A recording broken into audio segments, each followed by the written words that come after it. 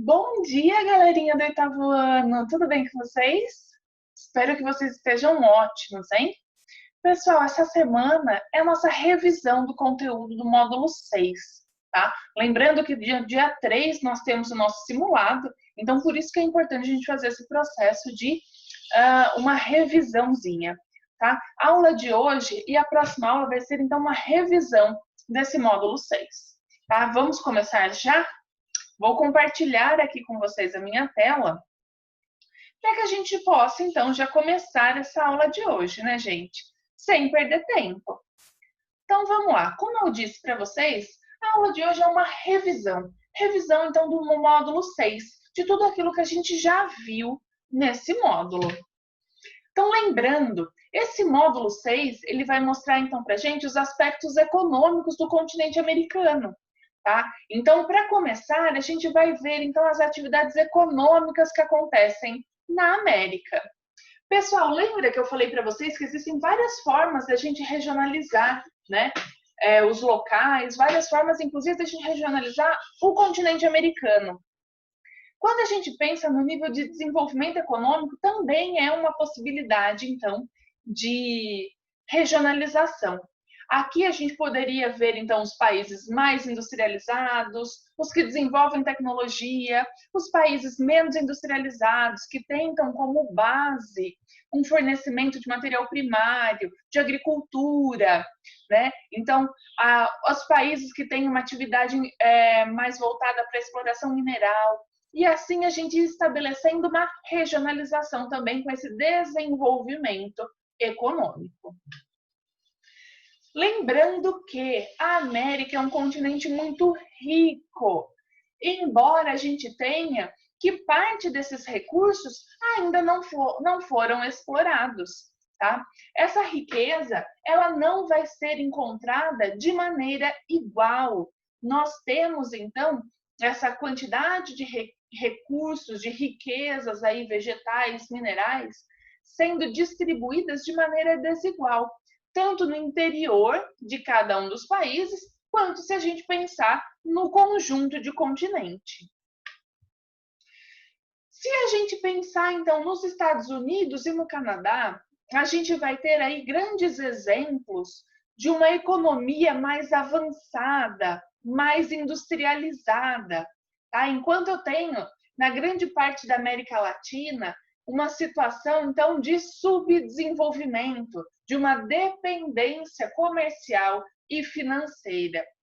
Isso, lembra, se dá desde o processo, então, colonial, onde a gente tem os países tendo características de colonização diferentes. Aqui no continente americano, nós tivemos Estados Unidos e Canadá sendo, então, as colônias de povoamento, tendo um investimento dentro dessa colônia para que houvesse desenvolvimento.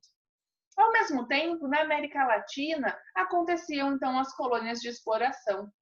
Tá? Então, daqui era retirado todos os recursos, era explorada a mão de obra, mas não tinha esse desenvolvimento, esse investimento para desenvolvimento da área.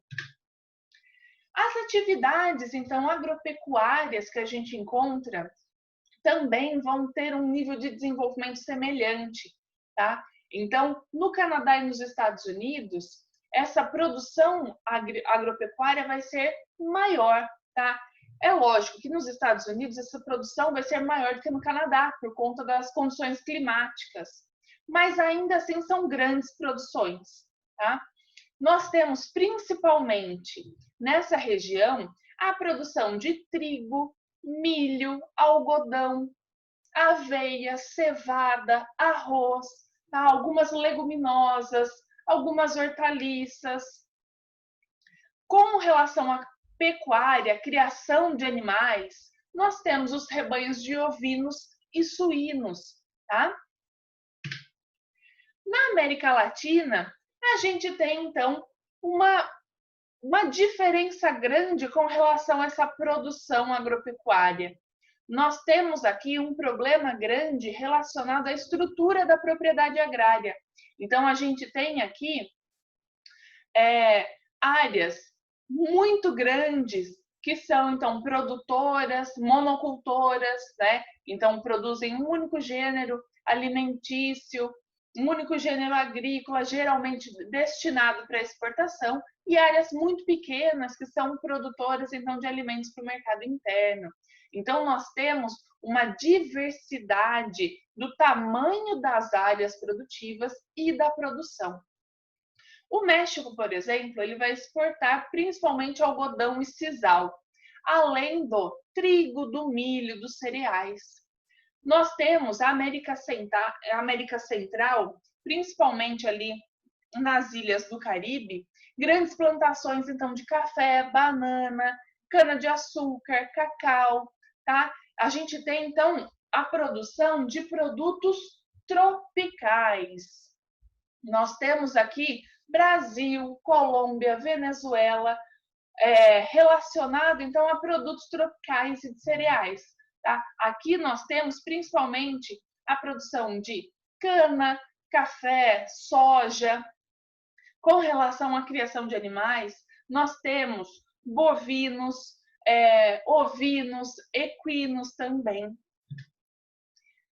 Com relação à população, se a gente tem um sistema econômico voltado, né, essa produção industrial, a produção agropecuária, a gente tem uma diferença nessa população economicamente ativa. Nós temos, então, essa população inserida em vários setores.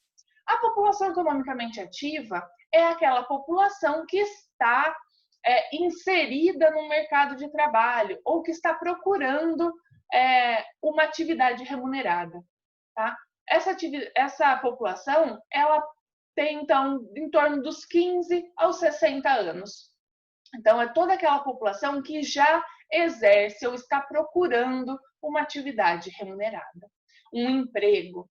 Se eu tenho diferença no sistema econômico, no sistema produtivo, é lógico que eu vou ter uma diferença nessa ocupação da população. Então, eu vou ter população dentro do primeiro setor da economia, com a produção agrícola, com a extração de minerais. Eu vou ter população dentro do segundo setor da economia, com o setor industrial. Eu vou ter população inserida no terceiro setor da economia, com a relação de comércios e serviços. Lembrando, é muito importante vocês terem sempre em mente quais são esses setores, tá? Sempre que a gente fala em setores da economia, é importante vocês já lembrarem. Tá? Então, primeiro setor da economia é aquele ramo relacionado à atividade produtiva, tanto da agricultura, pecuária ou extrativismo. O segundo setor da economia é aquele voltado ao mercado, à transformação industrial, tá? A toda a transformação da matéria-prima em produto. E o terceiro setor da economia é o setor de comércio e serviços. Então, toda a produção, toda a prestação de serviços e toda a comercialização de produtos. É importantíssimo que vocês lembrem esses setores, ok?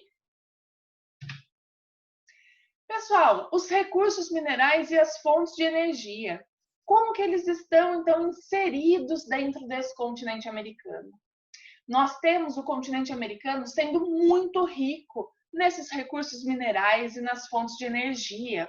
Nós temos países com grande potencial hidrelétrico, que é aquele potencial de produzir energia a partir do fluxo da água, dos rios, tá?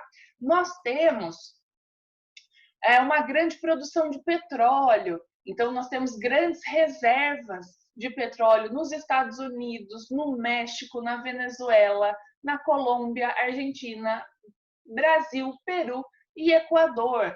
Nós temos também importantes reservas de gás natural. Canadá, Estados Unidos, México, Venezuela, Peru e Argentina. Fora isso, as reservas, as jazidas de carvão também são muito importantes. Lembrando sempre, galera, esse carvão não é aquele que põe na churrasqueira, tá? O carvão da churrasqueira é o carvão vegetal. Esse que a gente está falando é o carvão mineral, aquele que a gente extrai em mina, tá? Como recursos minerais também na América, a gente tem uma grande produção de zinco, de cobre, chumbo, ferro, estanho, tá? A gente tem grandes produções minerais também.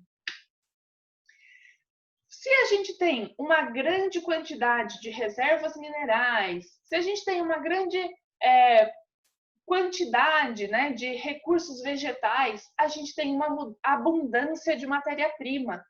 Então, a gente tem aqui uma quantidade disponível de recursos muito grande, que contribuiu também para o intenso desenvolvimento industrial dos Estados Unidos.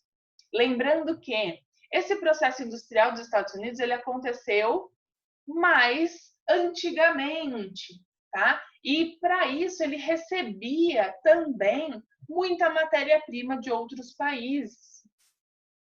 Nós temos então os setores produtivos sendo representados no país. Então, com destaque para o ferro, para o aço, para a indústria mecânica, química, têxtil, naval, de papel. Então, nós temos um processo industrial muito grande, um desenvolvimento industrial muito grande acontecendo nos Estados Unidos e utilizando as reservas de matéria-prima.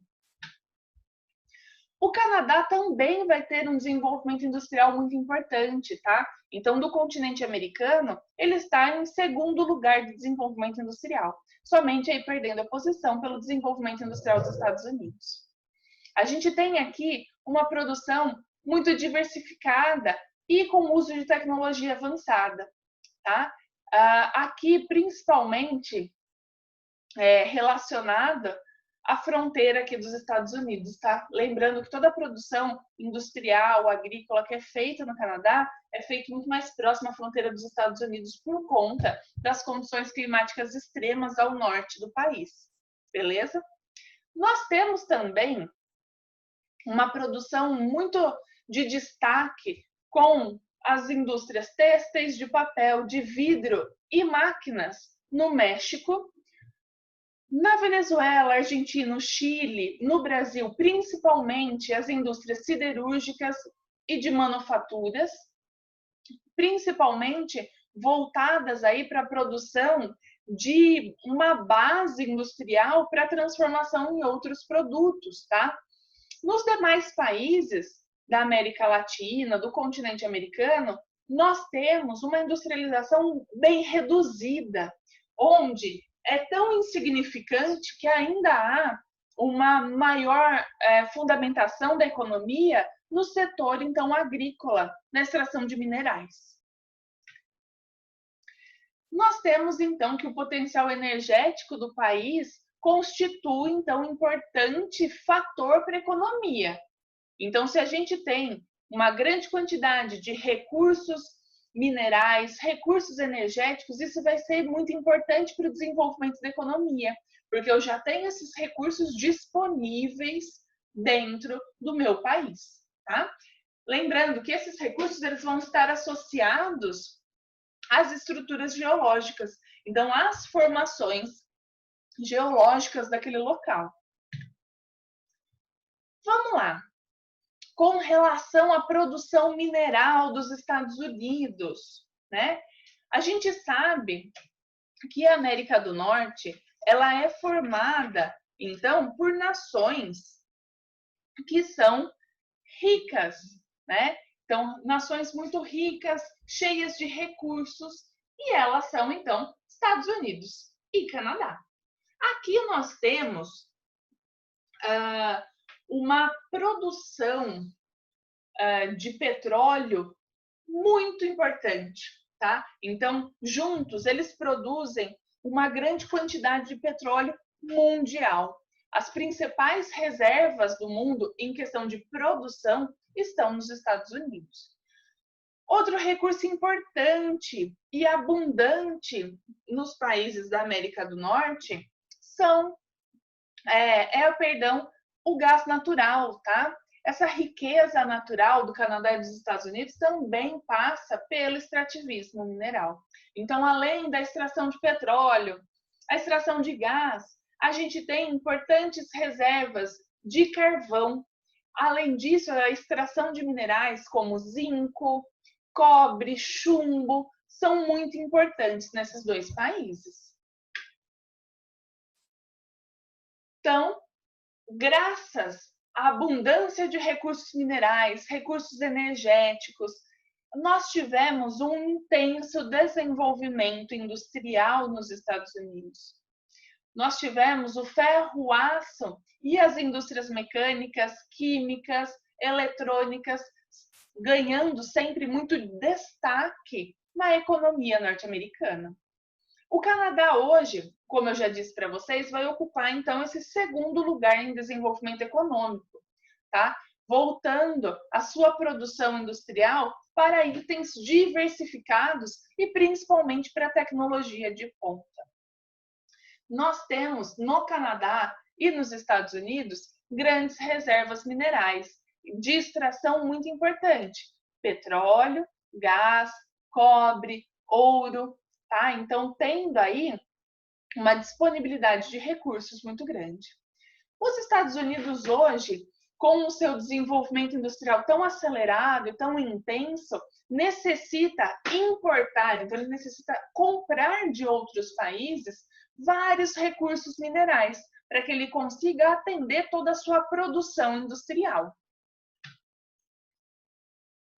Nós temos que os Estados Unidos têm importantes reservas de ferro, cobre, urânio, ouro e prata. Nós temos também que ele é um grande importador desses minérios. Como eu disse para vocês, o processo industrial é tão grande, tão intenso, que essas reservas muitas vezes não dão conta. Então, eles precisam importar, comprar de outros países esses recursos para que eles consigam manter uma produção ainda muito acelerada. As reservas de carvão e petróleo são muito abundantes e a gente tem aqui, dentro dos Estados Unidos, 15% das reservas petrolíferas mundiais e 50% das reservas de gás natural. Tá? Aqui nós temos, então, as principais áreas de recursos minerais dos Estados Unidos. Então, vocês conseguem perceber aí que nós temos importantes áreas de extração de petróleo e gás, áreas de carvão, de ferro e vários outros minerais metálicos, tá? Nós temos aí importantes produções, então, relacionadas aos recursos minerais, aos recursos energéticos dentro dos Estados Unidos. Vamos lá, com relação a essa atividade industrial dentro do continente americano e a organização espacial, pessoal. Nós sabemos, então, que esse desenvolvimento industrial ele vai ser diferente na América anglo-saxônica para a América Latina, né? Nós não temos o mesmo nível de desenvolvimento e nem a mesma produção, o mesmo envolvimento industrial nessas duas porções do território americano. Isso se dá por conta do processo de colonização. Como eu falei lá no comecinho da aula, nós temos áreas distintas com tipos de colonização. Então, na América anglo-saxônica, nós tivemos uma colonização de povoamento, onde, além da exploração do território, havia um investimento da metrópole nessa colônia para que houvesse um desenvolvimento da área. Ao mesmo tempo, na América Latina, a gente teve um processo de colonização de exploração, onde essas riquezas minerais naturais foram cada vez mais exploradas sem ter um retorno financeiro, sem ter um investimento nessa área para que houvesse um desenvolvimento. Então, a América anglo-saxônica se desenvolveu muito mais rápido e de maneira muito mais efetiva do que os países da América Latina. Dessa forma, a gente tem condições diferentes para a possibilidade de desenvolvimento. Então, é isso que dá também as bases para que a gente tenha um nível de desenvolvimento alto nos países da América anglo-saxônica e um desenvolvimento industrial ainda muito pequeno, muito tímido, muito devagar na maior parte dos países da América Latina. Dentro dessa diferença de colonização, nós temos também que lembrar na divisão internacional do trabalho, que é então a função de cada país dentro de um mercado internacional. Nós temos que os países da América Latina, eles são produtores de gêneros agrícolas e matérias-primas. Então, são esses materiais que eles fornecem, que eles vendem no mercado internacional. Por mais que haja um processo de industrialização ocorrendo de maneira recente dentro desses países, nós temos que a base da exportação ainda são produtos primários. Já os países da América Anglo-Saxônica, por conta do nível de desenvolvimento tecnológico e industrial, fornecem dentro de um mercado internacional os produtos altamente industrializados e altamente tecnológicos. Esse processo de industrialização vai determinar, né, os interesses, os modos de produção de cada local. Por isso também que ele acontece de forma diferente. Nós temos disponibilidade do território, nós temos interesses, nós temos modos de produção se estabelecendo de maneiras diferentes dentro do continente americano. Esse fenômeno ele também ocorre através da mecanização das atividades, tá? Então, antigamente, a gente tinha todo esse processo de transformação de matéria-prima em produto sendo feito por atividades humanas, né? De maneira muito mais manual, muito mais tradicional, rudimentar. Com o processo da industrialização, a gente tem cada vez mais a modernização desse processo. A gente tem a mecanização desse processo. Então, a transformação da matéria-prima em produto a partir da transformação por uma máquina. Então, a gente vai substituindo as atividades humanas pela mecanização, fazendo com que haja uma produção muito grande, né, uma produtividade grande, em grande escala, e uma produção em série. O processo industrial, então, ele vai consistir em um conjunto sistematizado de arte e ofício dentro da instalação, que é a fábrica. Tá? Então, usando máquina, energia, trabalho humano, a gente vai transformar a matéria-prima em mercadoria, em produto, que depois vai ser posto à venda para que nós, consumidores, consigamos, então, comprar e consumir. A gente tem, então, que esse processo de industrialização, ele começou a se expandir a partir da primeira Revolução Industrial, que aconteceu na Inglaterra lá no século XVIII.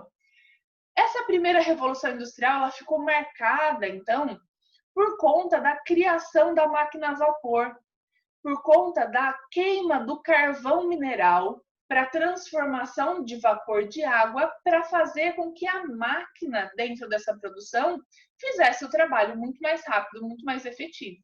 Então, por isso que é chamado revolução, porque foi uma mudança muito grande dentro do sistema produtivo. Isso aconteceu primeiro, então, na Inglaterra e depois foi trazido para os Estados Unidos também. Então, a gente tem aqui um processo de industrialização que começou a ocorrer lá no século XVIII. Os países europeus foram, então, os primeiros que começaram a se industrializar, porque essa primeira revolução industrial ocorreu na Europa, né? Esse primeiro processo de industrialização é caracterizado como uma industrialização clássica. Então, sempre que vocês ouvirem esse termo, uma industrialização clássica significa que foi os primeiros aí modos de industrialização, os primeiros países que se industrializaram, tá bom? Os países emergentes, né, subdesenvolvidos, são caracterizados como uma industrialização tardia ou uma industrialização recente, porque ele se intensificou a partir da Segunda Guerra Mundial. Tá? Então, nós temos aí uma diferença nesse tempo de industrialização.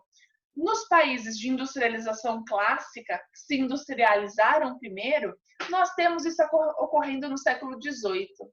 Nos países subdesenvolvidos, nos países emergentes, de industrialização tardia ou recente, isso ocorreu a partir da Segunda Guerra Mundial, lá em 1945.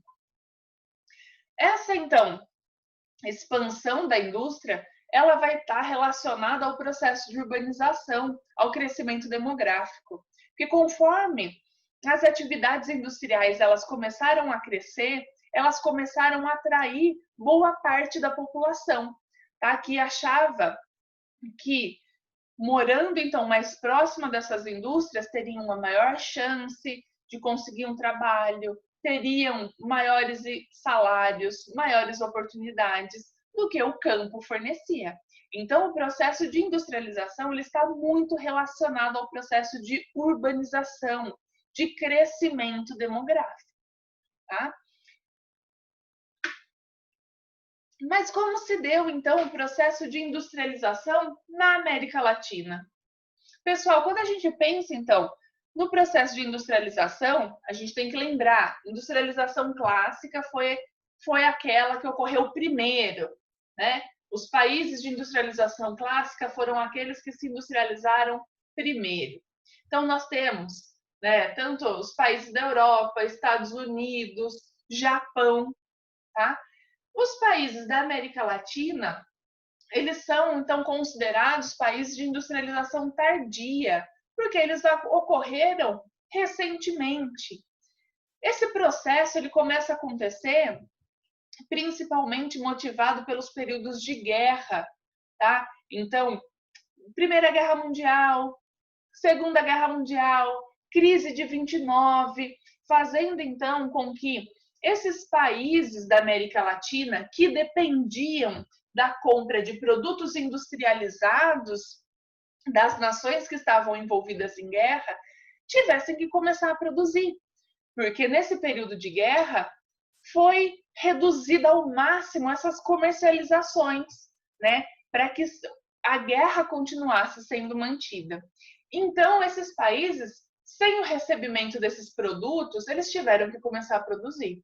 E assim foi que impulsionou, então, esse processo industrial acontecendo nos países aqui da América Latina. Pessoal, essa primeira aula foi, então, para vocês lembrarem um pouquinho dessa conversa, então, sobre o processo tanto de composição do território americano com relação aos recursos, a industrialização, como ela se formou, tanto na América Anglo-Saxônica quanto na América Latina. A segunda parte da aula, a gente vai continuar essa discussão, a gente vai continuar vendo aí os aspectos da agricultura, da agropecuária, tá? Mas por hoje, eu finalizo por aqui. Estudem, refaçam aí as atividades da apostila, tá? Do módulo 6. E qualquer dúvida, quarta-feira, das 3 às 4 da tarde, nós temos o plantão de geografia. Então, daí eu espero vocês lá para tirar todas essas dúvidas, para fazer um simulado, ó, joia, hein? Um beijo, gente. Até a próxima aula. Tchau!